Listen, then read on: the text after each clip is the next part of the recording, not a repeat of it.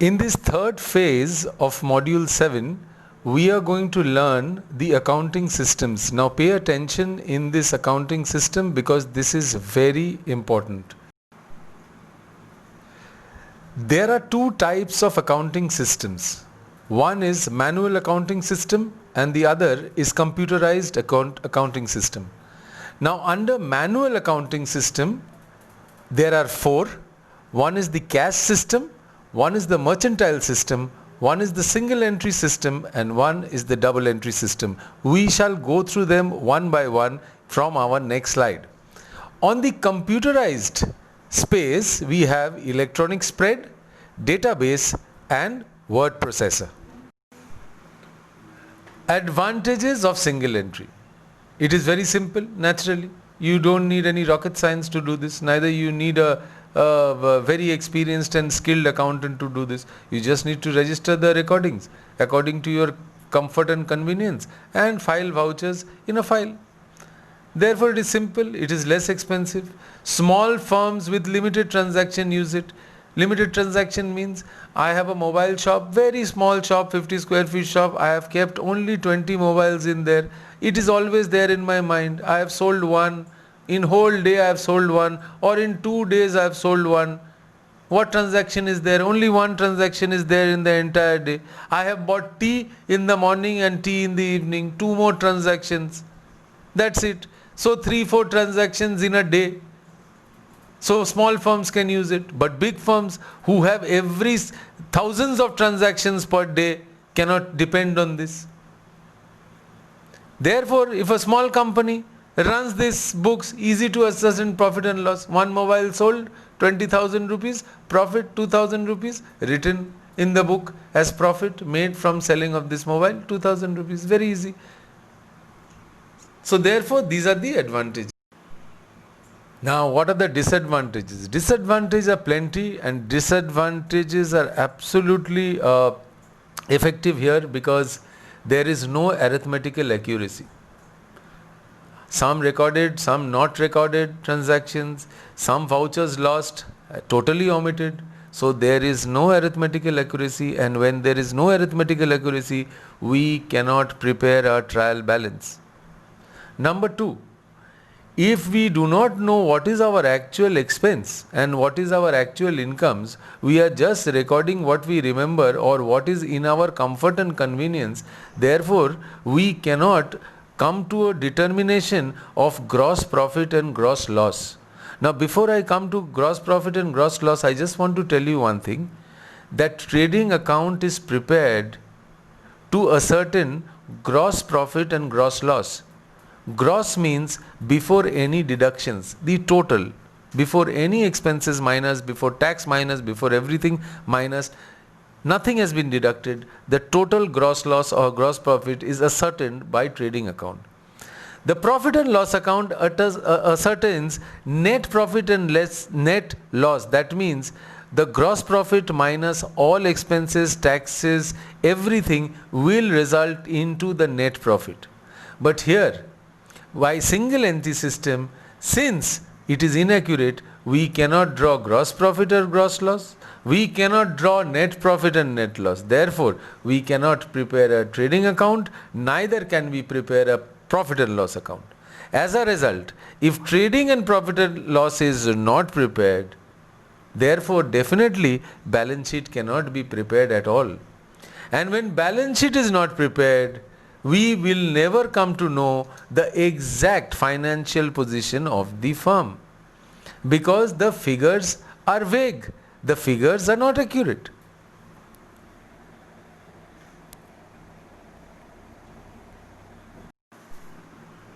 Now in the cash system, the first thing you have to understand is that only the earned income in the physical form is recorded. That means if I have sold something and I have received cash against it in physical form, I will only record that. I will record nothing else until and unless I have received something or cash in physical form. Similarly, the number 2 is only incurred expenses. Suppose I have paid electricity bill of 5,000 rupees to the state electricity board and my account is debited of 5,000 rupees and I've actually paid that, then only it is recorded. Not like I have got the bill, I am going to pay after 1 week and I have recorded it today. No. The day I paid, the actual cash movement happens from my account and an expense is made, then only it is recorded. Similarly, when income is earned, when I have received physical form, cash, if I have sold goods to Ram and Company and I have received cash against it, only that day I will record it because I have received cash in that day. Number 3 is the cash receipts and payments. Now you have to understand this. Anything advances, like I have received rent in advance, I have received cash in advance, that all the advancement is not recorded at all. This system is used by government, the PSUs and the self-employed professionals only. The cash system is very simple because it just needs a register and you don't need skilled labor, you don't need advanced accounting. So you do not have to hire and pay a salary, high salary to a skilled accountant. So therefore it is inexpensive. But the disadvantage is that it has no accuracy. I will come to that in our next slide.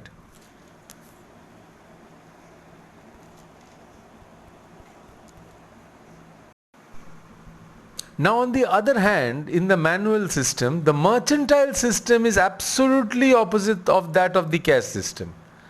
Now in the mercantile system, if I have taken a period of 1st November 2020 to 30th November 2020, I will record all the transactions for that period irrespective whether the payment is done or whether the income is earned, but I will record it.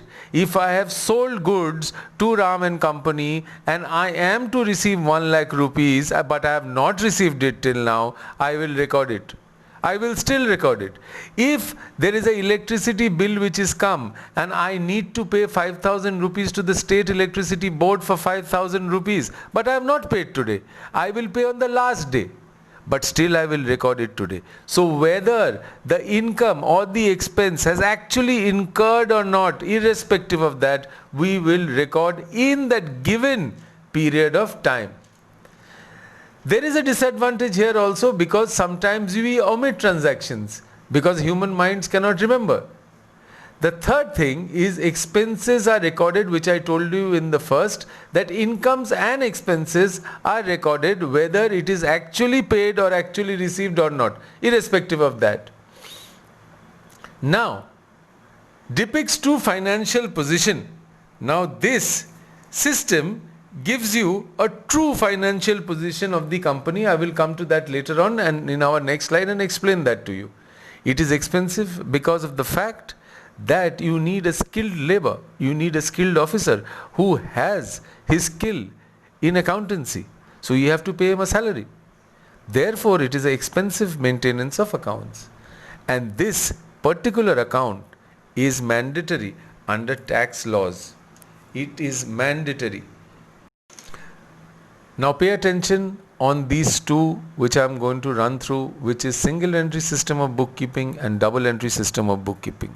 We do not follow single entry system of bookkeeping, but in your examinations there might be questions, might be true and false, might be asked you to define single entry advantages, features and definitions. So therefore you have to learn single entry, though in practical accountancy when you do, you will only follow the double entry system of bookkeeping. Now, the first thing about single entry system is both the aspects of the transaction is recorded. Now, what is both the aspects of the transactions? If I have paid Ram 100 rupees, Ram has received 100 rupees. There is an equal amount which has been transacted. 100 rupees has been moved, that means debited from my account, but that same 100 rupees has been credited to Ram's account. Therefore, one transaction has a dual aspect. If someone is paid, then definitely someone is received. So, in single entry system, we may or may not record the dual part of it, because according to our comfort and convenience we just might record one aspect. 100 rupees paid, finished, to Ram, transaction over. But Ram received 100 rupees, we have to make it equal, because both debit side and credit side at the end has to tally and has to be equal. But in single entry, this is a disadvantage, that sometimes we may record both the aspects of the transaction, but at times we may record only one single aspect of the transaction, depending on our convenience and comfort. Now, some transactions may not be recorded at all, because single entry system depends on vouchers or bills. Now suppose I have bought a piece of furniture and I have received a bill against it for 1000 rupees. I have lost the bill somehow and it is not in my mind, therefore I have not recorded that transaction. So what happens is that it is some kind of inaccuracy is there in single entry system of bookkeeping. But you have to understand this and learn it, because questions are definitely going to come from this topic. You need to memorize this definition of single entry system by Eric Kohler, which is there in your book in page number 162. That it is a system of bookkeeping in which, as a rule, only records of cash and personal accounts are maintained. Hence, it is incomplete double entry system of bookkeeping. Now, what is this cash and personal account? I am coming to it when I am doing the features of single entry system in the next slide.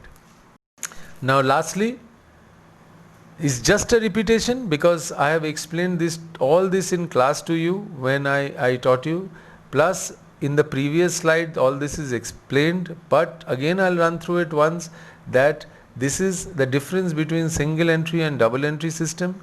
Please make points like this, how I have written in your assignment which I just gave you all yesterday, that, or last week, that make a chart with the 9 questions which I gave you.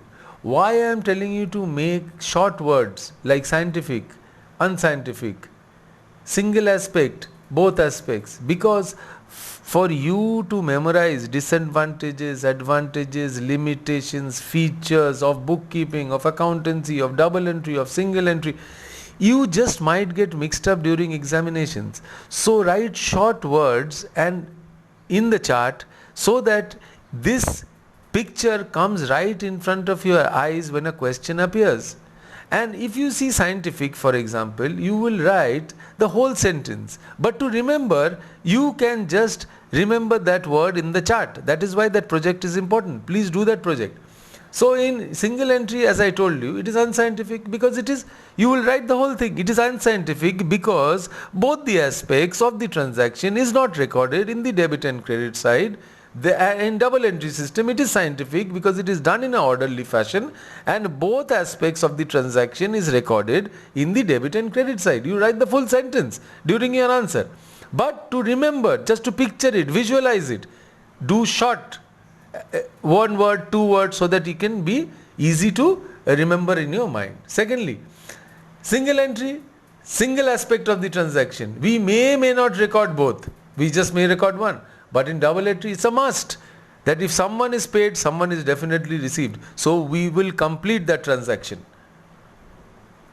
Third, only personal account is taken into consideration. Here, personal, real and nominal, all 3 accounts is taken into consideration. Since only personal account is taken into consideration and only one aspect of transaction is recorded, therefore we cannot prepare a trial balance, we cannot prepare a PL, we cannot prepare a balance sheet. On the other side, all this can be prepared in double entry system because of the fact there is dual entry.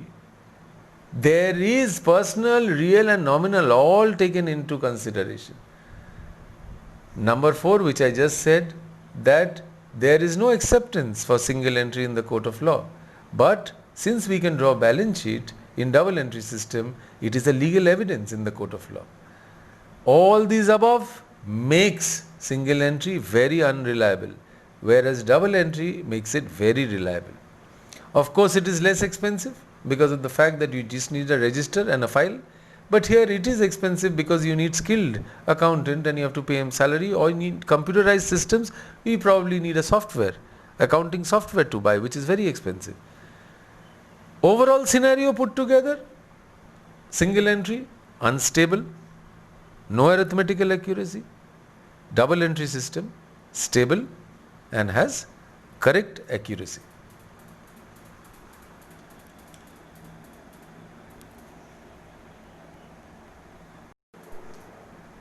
Now, the double entry system. Every transaction in double entry system has two aspects recorded. Again, I am repeating because this is most vital and this is the actual method, and right throughout your accountancy studies in this school or even in future, you will only do double entry system of bookkeeping. Again, I am repeating that every transaction has dual aspects. That means if someone is paid, definitely someone is received. As I told you, the golden rules that debit the receiver, credit the giver, debit of all expenses and incomes, credit of all profits and gains, debit what comes in, credit what goes out.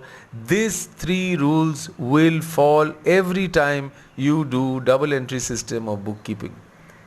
That means there is a debit side and there is a credit side, and both these sides need to tally and total up in equal once we finished posting that into a ledger or preparing a trial balance or whatever.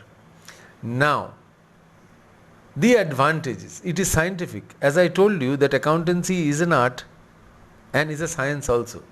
It is a science because there is a proper method, there is an orderly fashion of recording of transaction in dual form so that we exactly know. Suppose I have paid Ram by check and the check has bounced. Ram has not received the cash. So he will tell me that your check is bounced and you have to pay me in cash. Again I have to pay him in cash till such time he receives, and the transaction is never complete. So a complete transaction will have both the sides tallied and both the sides equal. The number 2 advantage, it keeps a complete record. When both sides of debit and credit is recorded, therefore what happens is that you get a complete and clear picture of the transaction and the accuracy. Number 3 is it is definitely accurate because we are not missing out on anything. We are not depending on vouchers. We are not depending on our comfort and convenience. We have to record each and everything. Therefore, it is accurate. Now, since it is accurate, therefore we can easily prepare a trial balance. We can easily prepare a trading account and profit and loss account. Once we prepare a trading and profit and loss account, we can definitely ascertain the profit, net profit and net loss of the firm. Once that is prepared, we can prepare a balance sheet. A balance sheet is prepared, that means we get the exact financial position of the company, that whether the company is in profit or whether the company is in a loss, which are the areas in which the company needs to work, which are the areas where the expenses needs to be reduced, which are the areas we need to improve, which are the areas we need to probably put in advertising cost for the company. We can determine all these things from the balance sheet figures. Since double entry system gives you a clear picture and an accurate arithmetical correct figure of the accounts, we can derive to all this. Therefore, the last point is The decision making of the company can be accurate based on these results and figures. We can do a comparative study. That means we can take out 2020-21 balance sheet and take out 2019-20 balance sheet, and we can compare both the years, that where have we got wrong or what needs to be done right now for 2020-21 or 21-22 in order to improve. And lastly, it is a legal evidence. As I told you, that when you want to sell a company, you just can't go and tell that buyer that my company is doing very well and I am doing high profits and please buy my company for 1 crore. The buyer will never believe that. He will take it to his chartered accountant and court and find out that you are actually not. But based on the balance sheet figures, which is the true figures, the buyer or the court will come to know that yes, these are the true facts, and therefore a certain price can be determined for the sale of the company.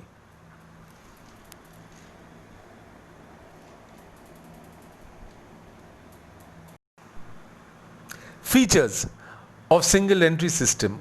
As I told you, when we classify accounts, we classify them into 3 major categories. One is personal account, which deals with person or a proprietorship firm in the name of the person. The second which we deal in is the real account, which deals in tangible and intangible assets, which I explained to you earlier, that something which you can feel in physical form are tangible, like land and building, furniture, cash, which we can touch, feel, and it is existence in physical form.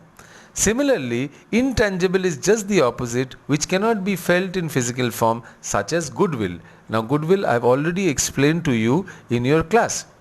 But here only personal accounts are taken, real accounts are not taken into consideration. Similarly, nominal accounts, the third category of accounts is nominal accounts, where we record expenses and losses and profits and incomes. Even that is also not recorded. So among the broad 3 categories of accountancy, of classification of accounts, where there is personal accounts, nominal accounts and real accounts, in single entry system, only personal account is taken into consideration, not the real account and not the nominal account. Number 2, both personal and business accounts are maintained in one cash book. For example, Ram has a personal account in HDFC Bank. From there, he goes and buys a shirt for himself, and from there he spends, from his personal account, he buys a pizza for 500 rupees. This is all recorded in Ram's personal account. At the same time, Ram has a company called Ram Biscuit Company.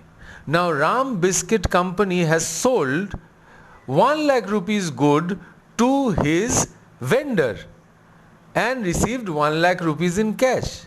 Now, Ram's personal account, where he bought a shirt and pizza, and at the same time Ram's business account, where we sold goods, has to be maintained separately.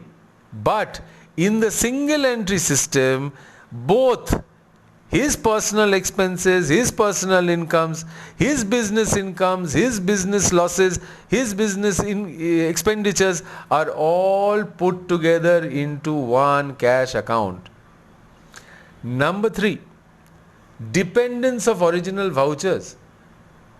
In this system, single entry, we have to depend on original vouchers because we have to staple the vouchers alongside the transactions. So we have to staple each and every payment that we received, and we have to make a voucher, and each and every expense that we've made, we have to enter a voucher. That paid electricity bill, one voucher we cut for 5,000 rupees, that voucher filed.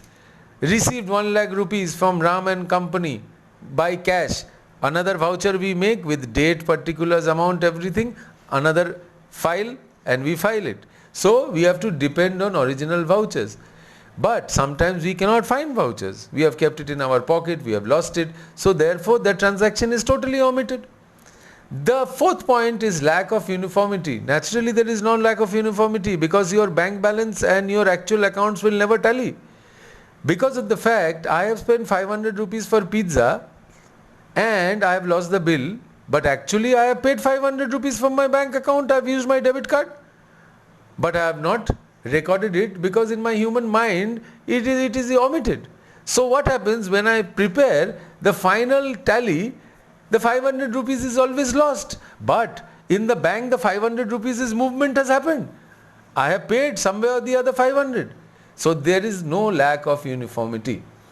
Therefore, the last point is, it is only used by very small proprietorship firms and partnership firms. It is not used by a big company or a multinational company.